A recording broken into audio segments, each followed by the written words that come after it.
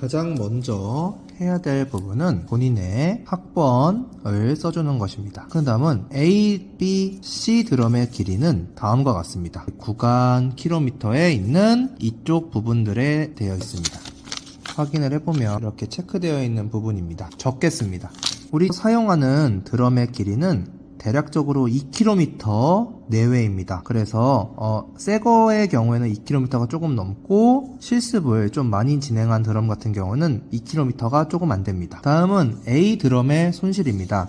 A 드럼의 손실 같은 경우에는 굉장히 간단합니다. 여기 보시면 이렇게 A 드럼 옆에 있는 총 손실의 값이 A 드럼의 손실입니다. 그리고 B 드럼과 C 드럼은 계산을 해야 되기 때문에 지금서부터 설명을 잘 들어주시기 바랍니다.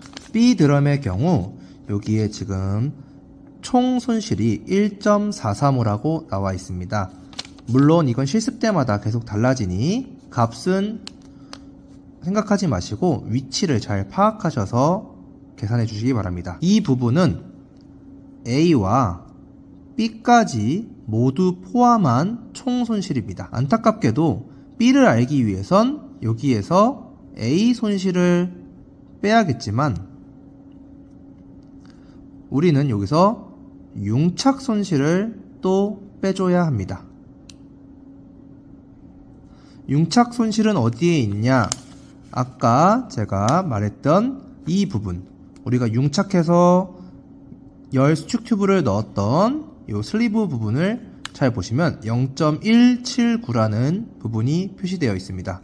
이 부분을 빼줘야 합니다.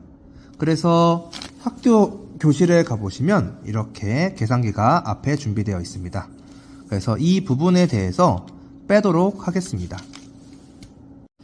계산기를 사용하여 확인하니 0.595가 나왔습니다.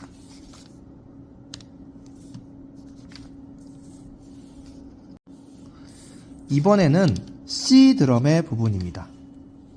C 드럼의 경우에는 어떻게 되냐 하면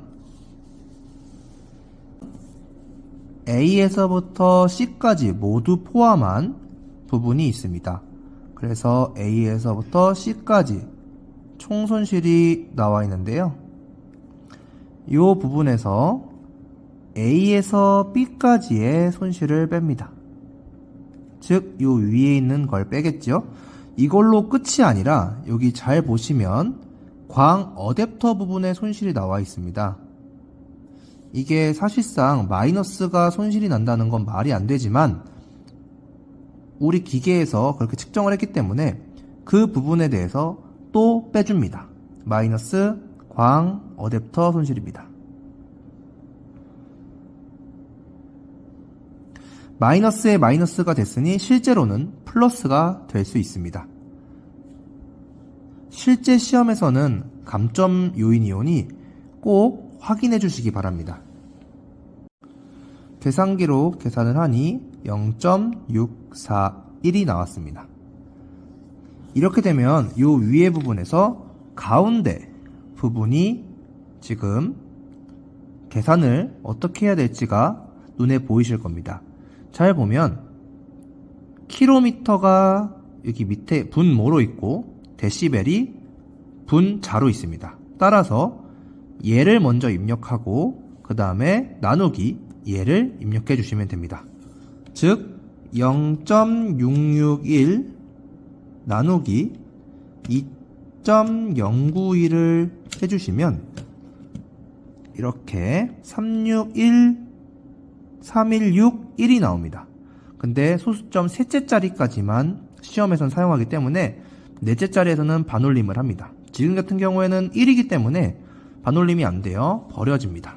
그래서 여기에 0.316만 적어주시면 됩니다.